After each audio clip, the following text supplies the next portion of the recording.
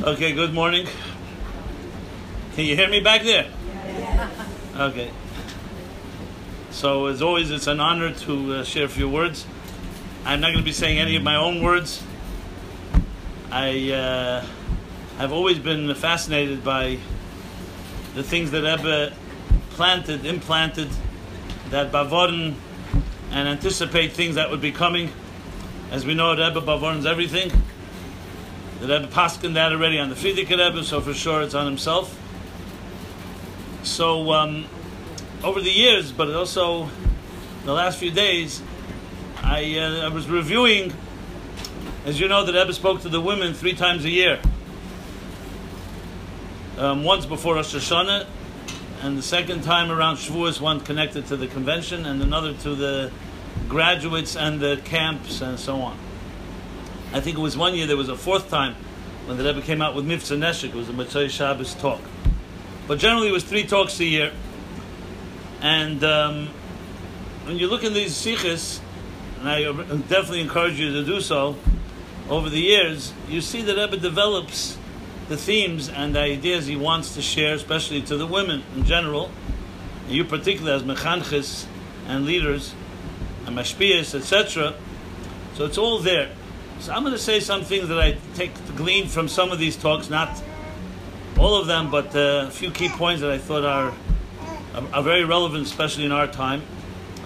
And as I said, you could always look it up yourselves, and you'll find tremendous stuff there. This was one of the times that Rebbe spoke around now. It was usually Pasha Shlach and Kerach, and many Heiros that the Rebbe learned from those Pashas, connected to the role of Neshei B'nai Yisrael.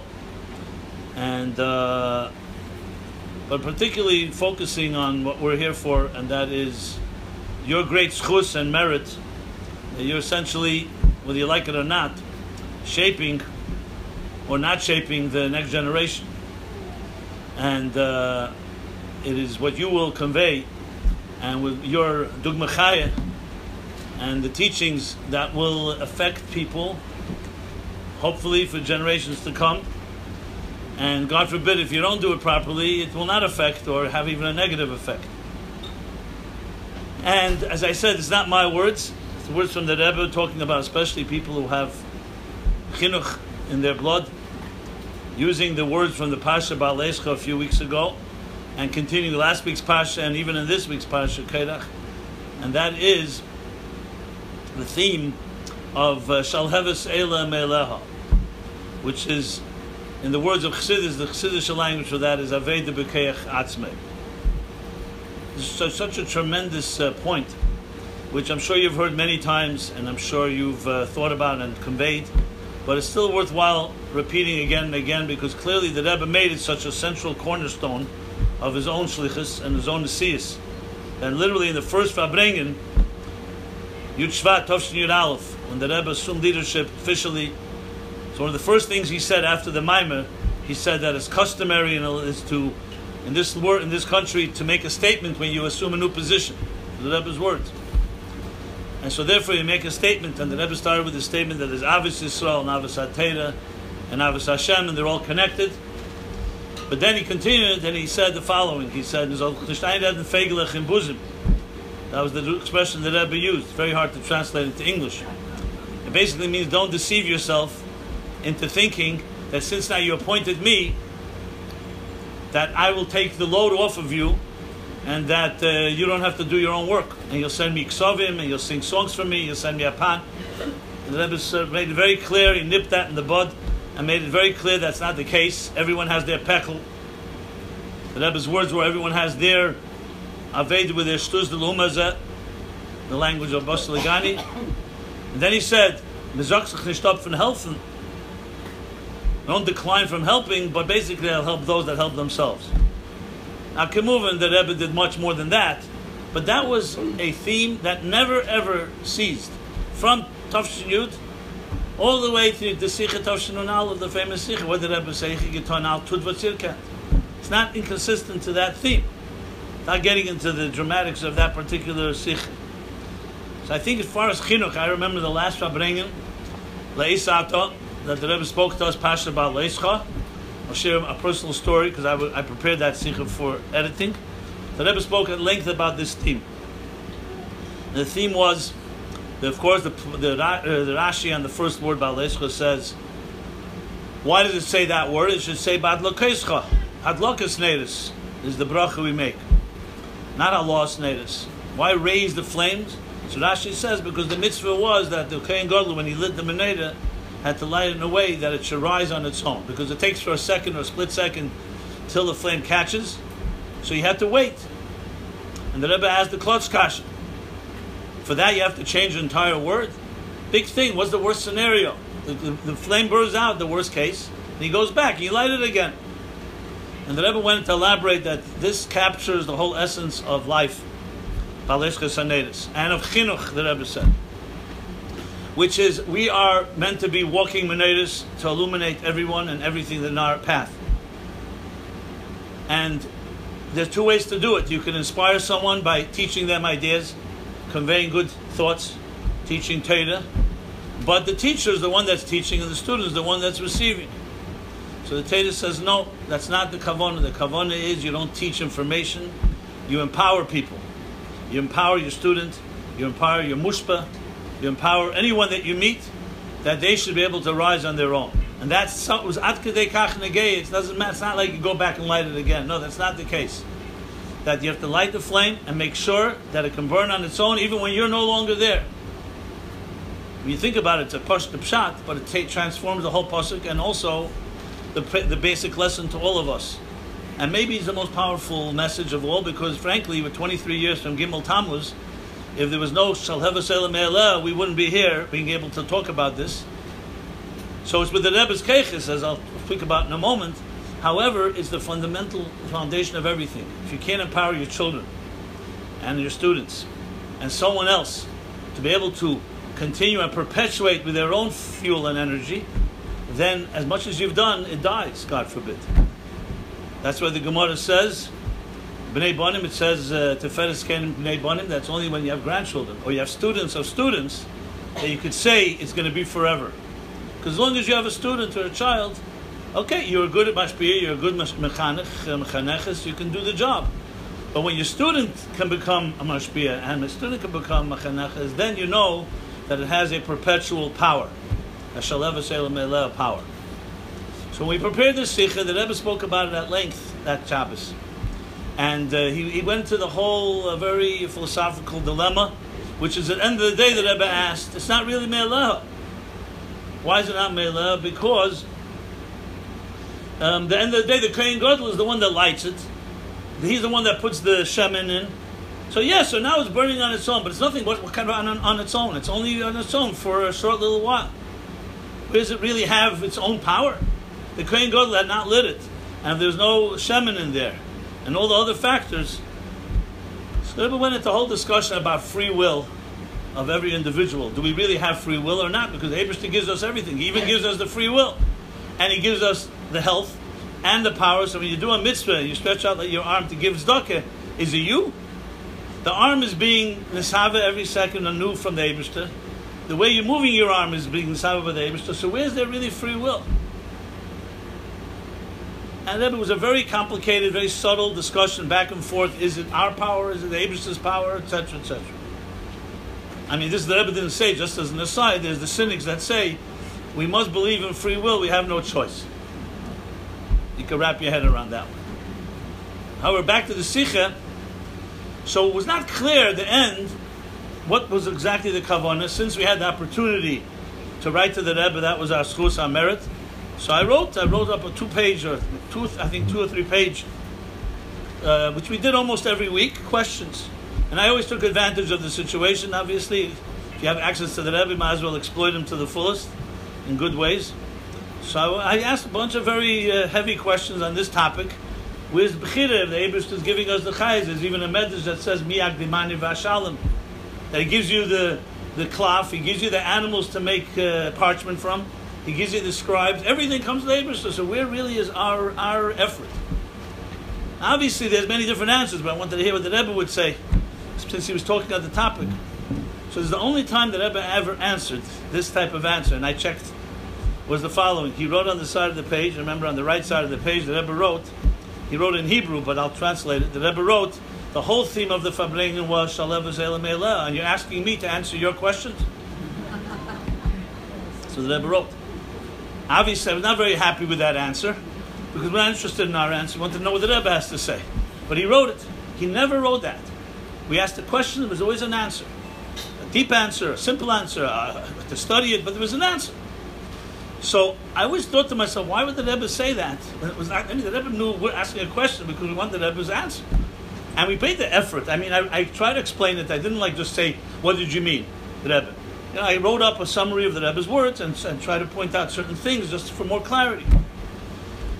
So unfortunately, maybe it became more clear to me after Chavzayin Oder, which was literally less than a year later, less than a half a year later. This was Ba'aleischa Tavshin Nun Aleph, Chavzayin Oder, the next winter.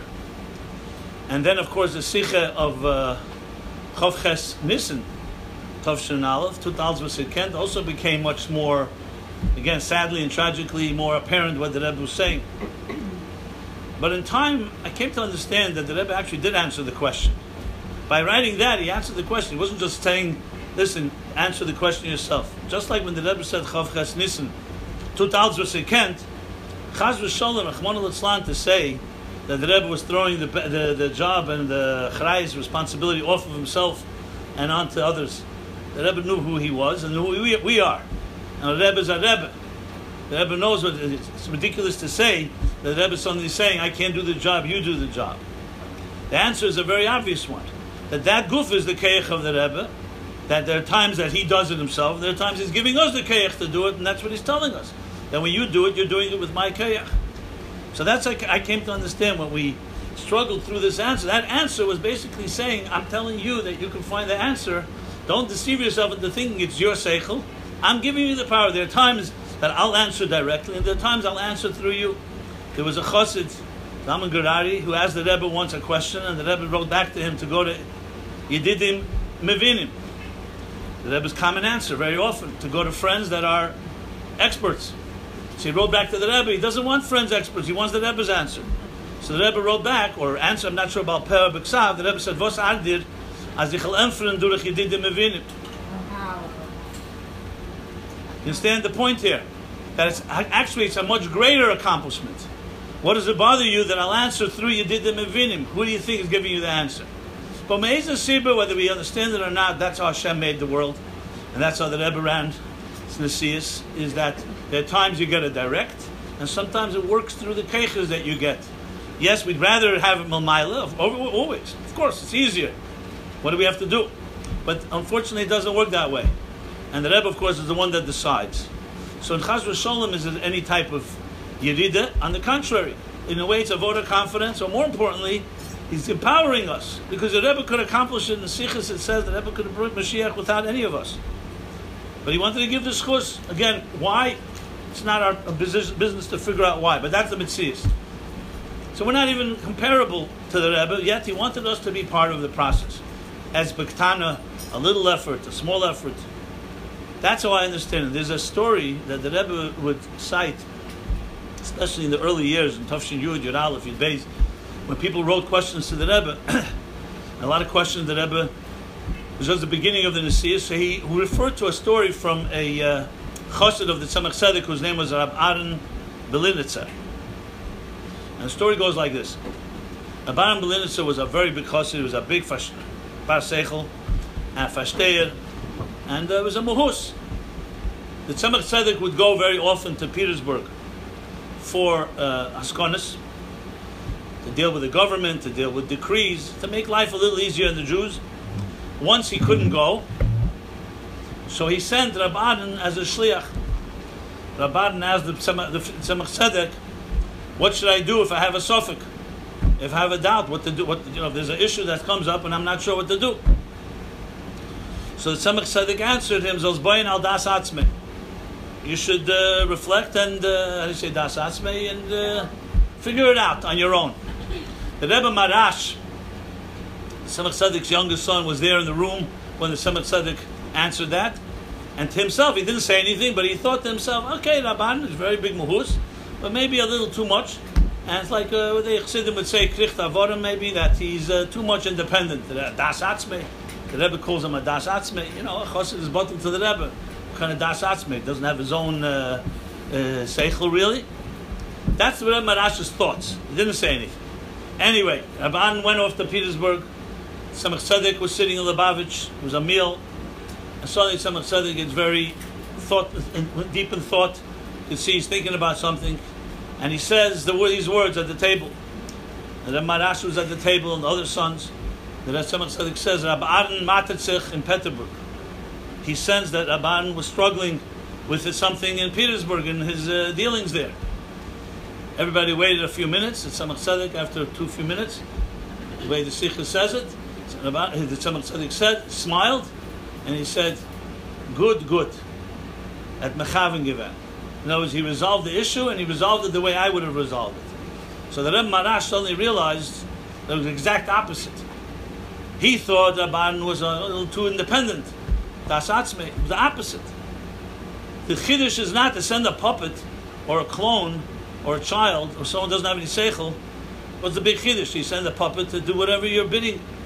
The Chiddush was that a person who's intelligent, and has his own feelings, and his own approach to things, and still he puts it all aside or uses it to figure out what the Rebbe would do, not what he wants to do.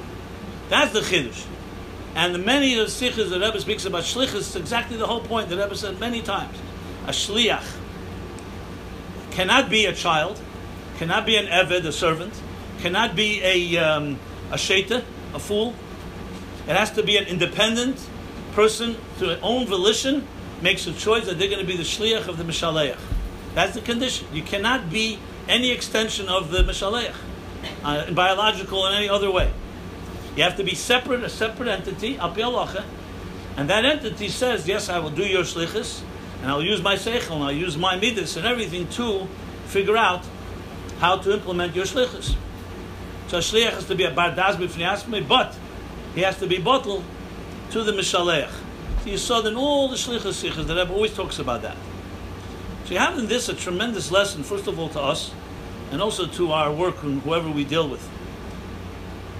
In Tavshin Chavav, it was 100 years from the Tzemach Tzedek's Stalkus. So the Rebbe wrote a letter, Michtav Klali, as he would always do for Pesach, also for Tishrei, for Rosh Hashanah, but this was Pesach.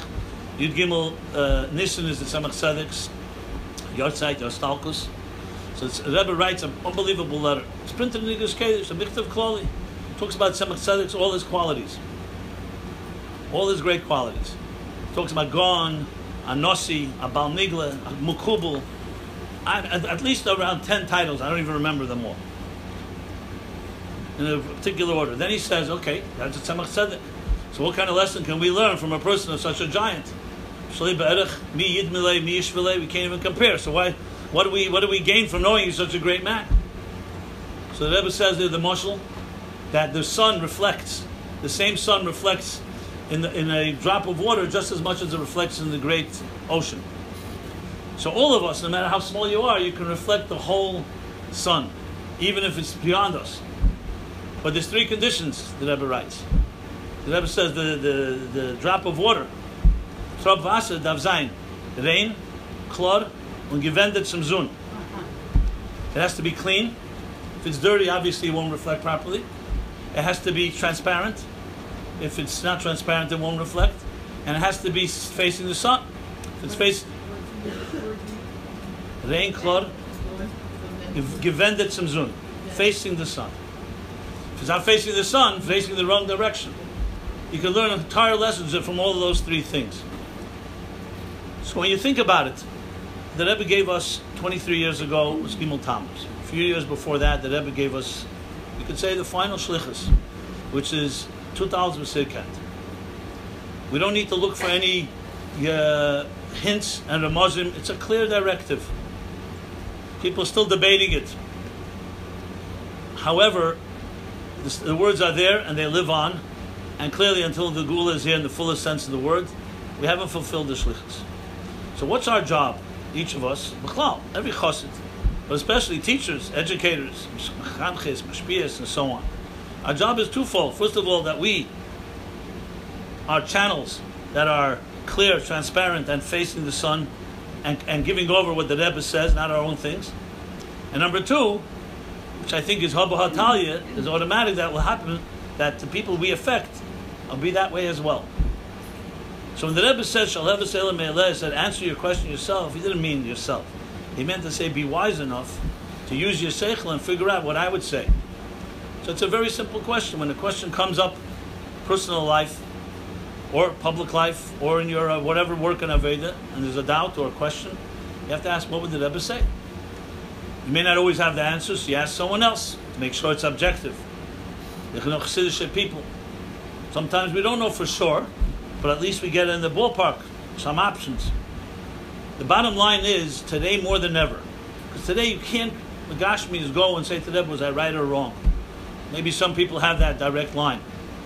But we have all of the works, all of the writings, all the methodology that the Rebbe provided us. You mentioned the Chassidus applied. I've been very humbled by what you're saying. I'm humbled by its success. Frankly, I don't feel it, even though I came up with the idea, and I didn't think it would last really much long. I thought it would be a few weeks or a few months. But as you may know, a few weeks after we launched the programs, so someone sent an email to our office, a letter from the Rebbe from Tovshin Tezvov, Yutes Tevis Tovshin Tezvov, saying, it's a letter to a woman, a mechaneches. It's very worthwhile reading that letter and a previous letter. It's a follow-up letter. It's unbelievable lessons in chinuch. I think I mentioned it to you. At the end of the letter, the Rebbe speaks about the initiative that students should take, presentations they make. The Rebbe even says hatzogis, meaning, like presentation. The Rebbe uses the word hatzogis, productions. Productions. Because then creates a shalev v'selah. The Rebbe doesn't say the word shalev v'selah me'eleh, I think, but he says the same idea, because then it's self-initiated. You get someone to invest their creativity, nothing compares to that.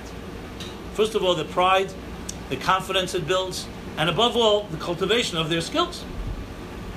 So obviously we help, and that's our job to do, but the Shalev V'Selah Me'eleh. Then the Rebbe says at the end, there is Matzia to her that they should, before, it was a letter to Yutes Tevis, for Yud Shvat, the girls, students, should write essays. Masa, the Rebbe uses. In Hebrew, Masa is an essay. Essays about the Frierdiker Rebbe and his teachings and his Aveda. It was Yutes Tevis Tovshin Tezvov. That was enough for me when I saw that, but I'll add this because some people are spoiled from this. So I wrote an email to my office. I said, can you send me the first email I sent when I came up with this idea? Yutes Tevis Tovshin Ayin Hey. 50 years to the day when the Rebbe wrote that letter. You may not remember, but I called you. I know, you told me about it. And I said, does anyone know about this letter? Has any school ever written essays? I couldn't find one Lubavitch school that has written essays. Only thing So is this that Heirah, Mrs. Sternberg actually, the Rebbe told Mrs. Sternberg, I believe, that they should write essays They put out a book. about my candle. that. And that was, I don't know which, Candle of she's my not own. here not to say, but the candle of my own, that was many years ago. no, absolutely. Yeah. So the point that I'm saying here is the Rebbe wrote it. It's there. But we have to make that little effort on our part. I'm saying it just as an example. So what I'd like to say in a summation, Begay Lepel, what are we time-wise? We're doing right? Yeah, but 5 minutes. Okay. Every word is precious, but we have still things happening in school today. I understand. I got it. I also have some things to do. We start the day very early, that I can vouch for. So I want to say this, and I say this to you as I say to me, it's not a preach or a... We live obviously in challenging times.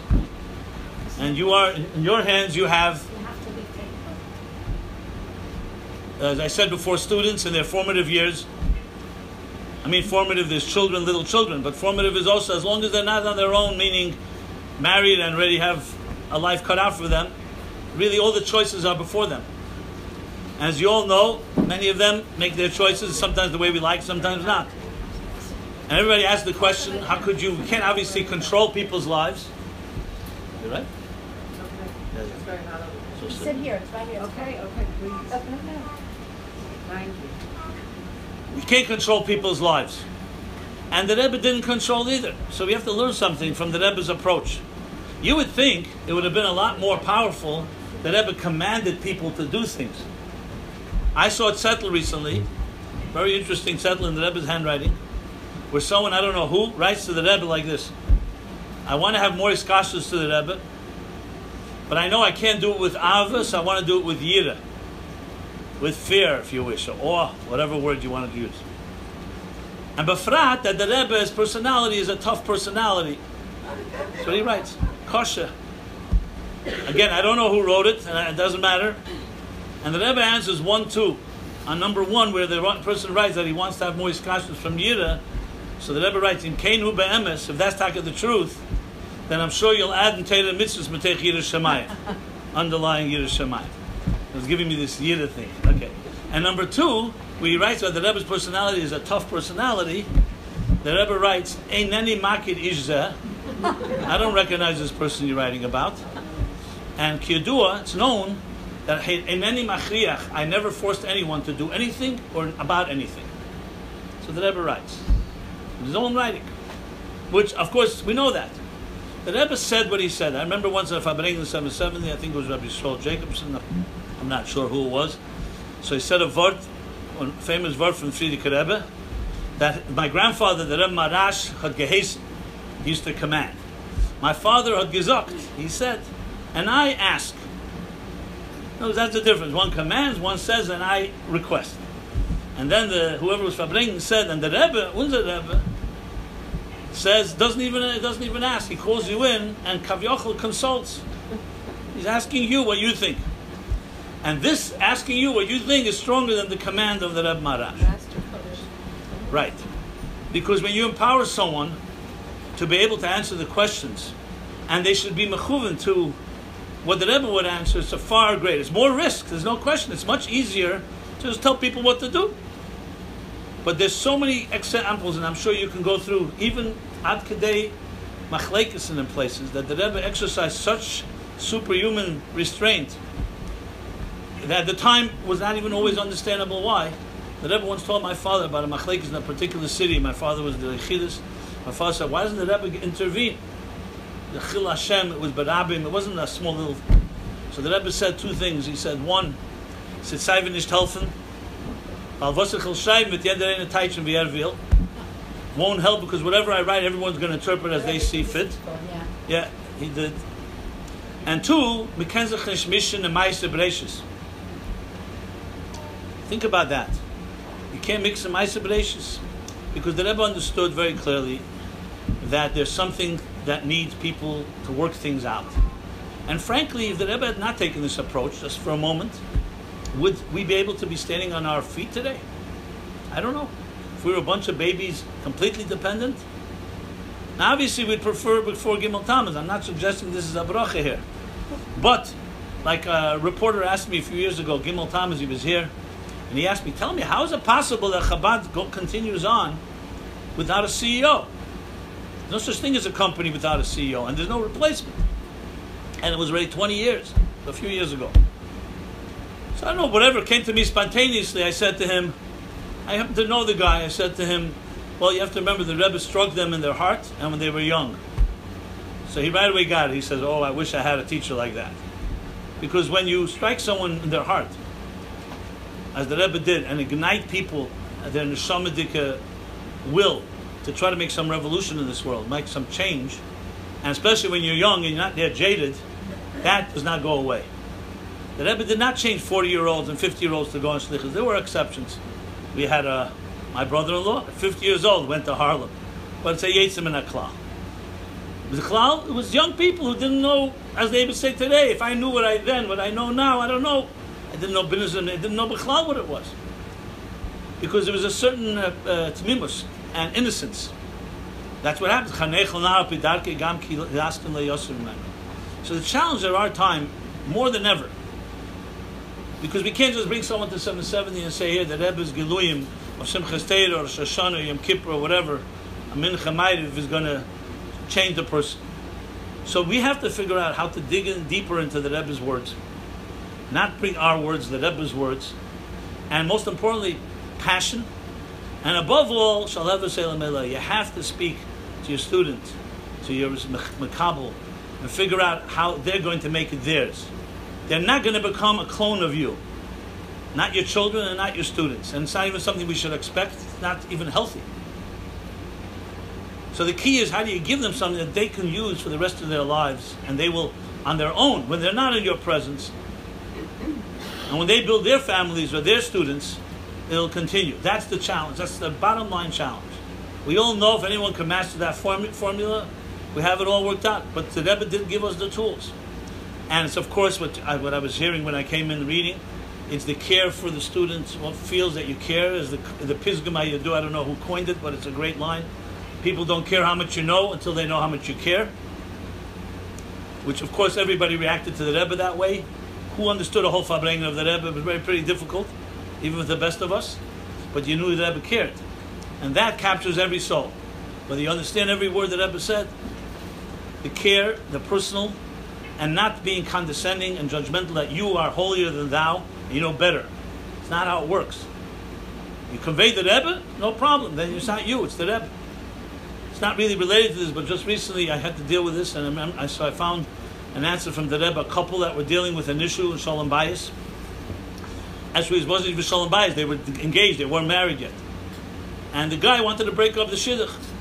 Why? Because the Kala made some promises in religious commitments that she was backing out from. One of them was a shaitan. So by the Rebbe.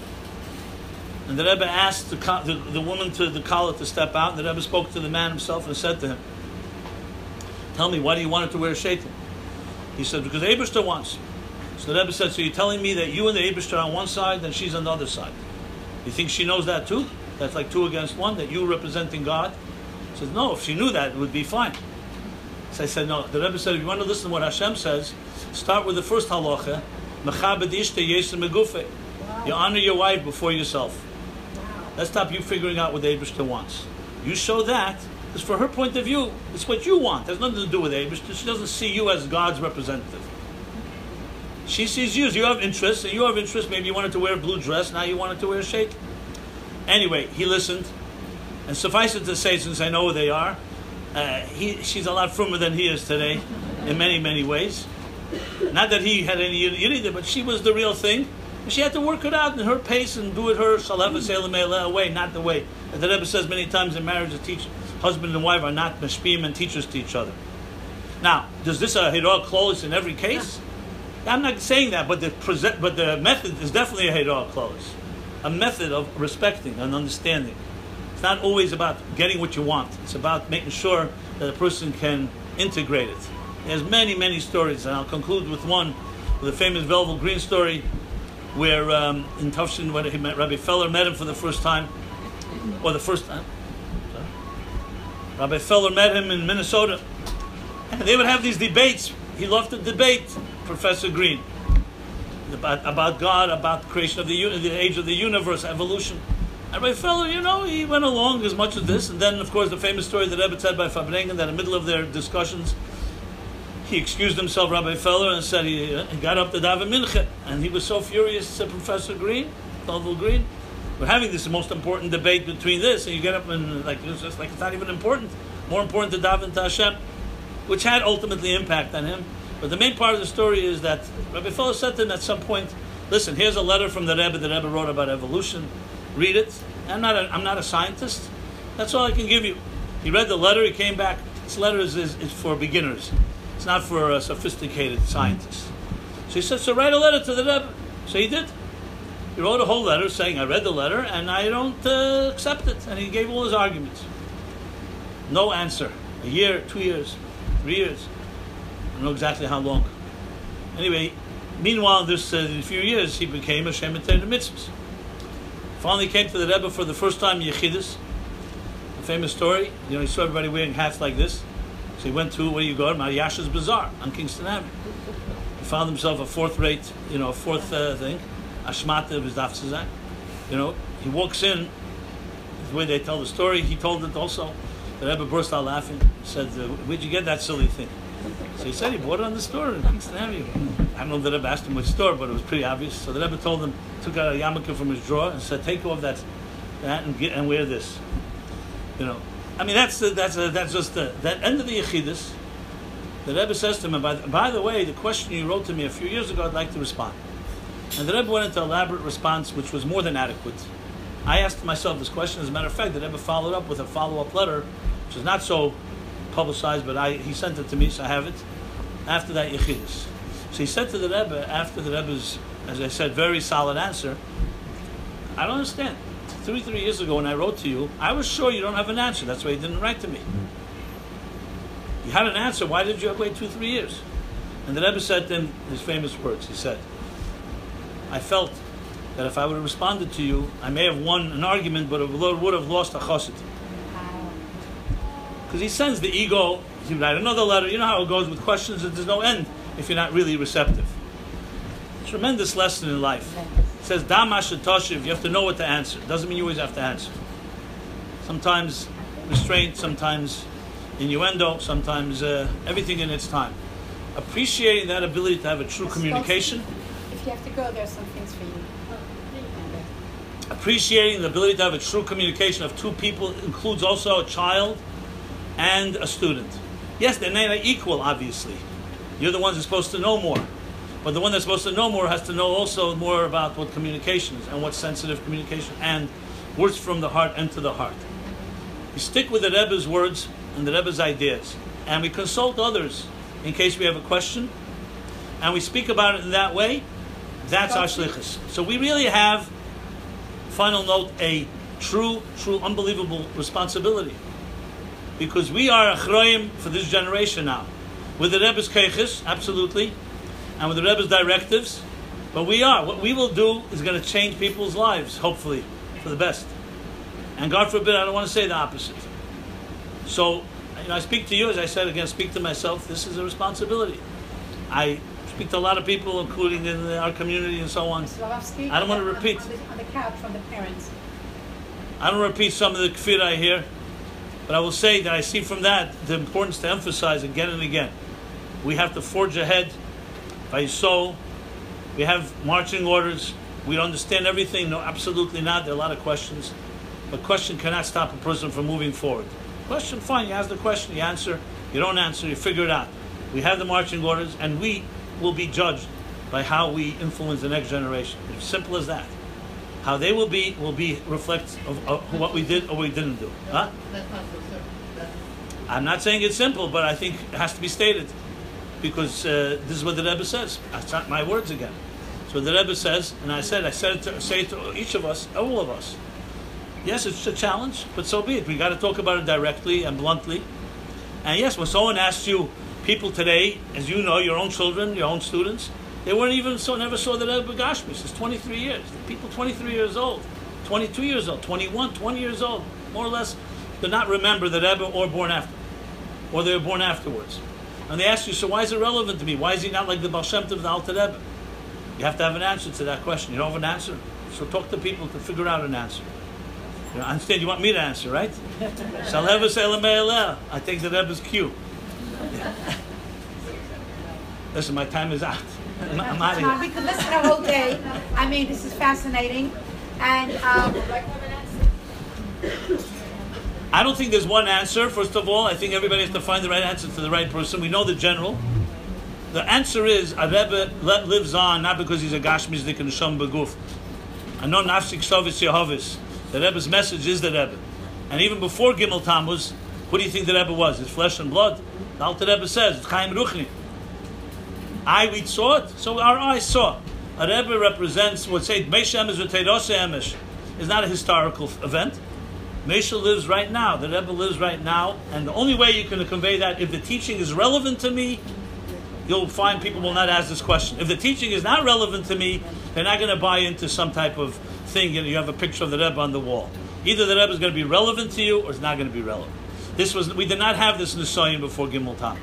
I'm just giving you the brief take on it, and very short. Before Chav Zayin Nodar, it was very simple. You come, here's the Rebbe, and the Rebbe does the rest of the work. We don't have to do a thing.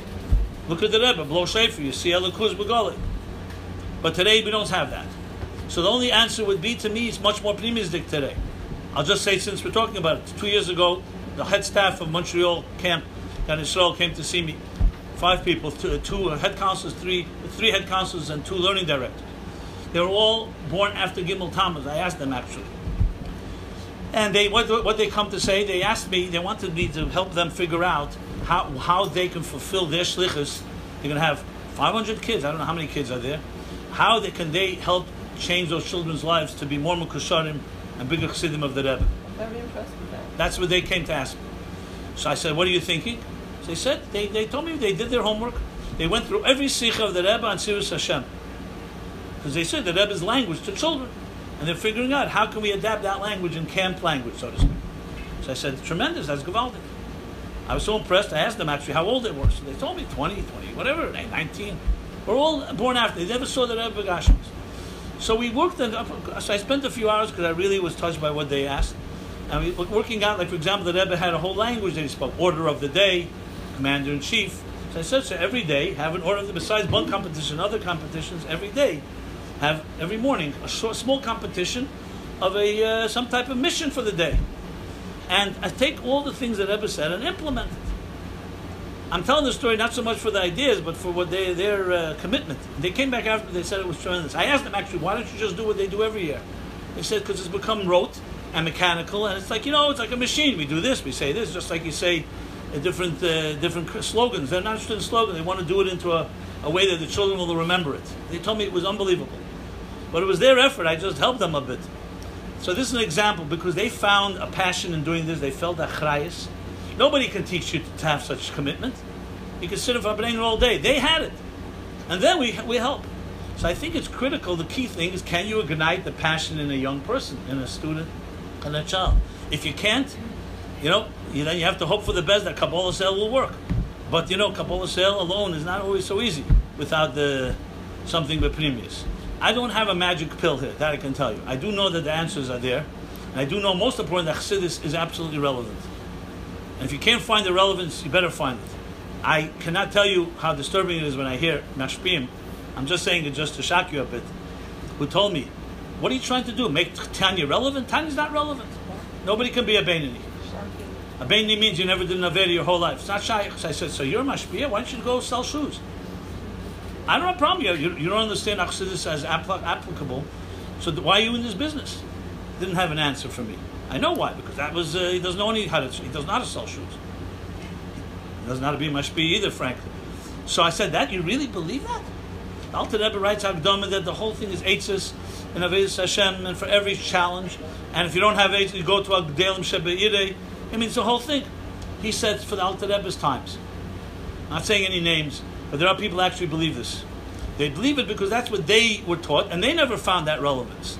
So yes, they culturally, and Mitzad Kabbalah Sale maybe, or Mitzad Yiddus Ha'enish, follow along. But that, frankly, is not going to be enough for most people, let's be honest. You give people that message, God forbid, that is not going to inspire anybody, exactly. Because then, okay, Gemara is not relevant to me, Tanya is not relevant to me, Chaz v'shalom. So yes, we have to dig deeper, and thank God we do have people who are involved in this. And I'm not just talking about myself and others that are taking Chassidus and making it relevant. Not making Chassidus relevant, revealing its relevance, I should say. Because it is, you have to translate. Chassidus is very deep, it's abstract at times. You have to know how to translate words like Mamala Kalam, Seva Kalam, and so on. But this is a whole other discussion, how to do that. I try to do that every Sunday, and I try to do it in my other work. But I am sure that if you look around, you'll find methods and approaches.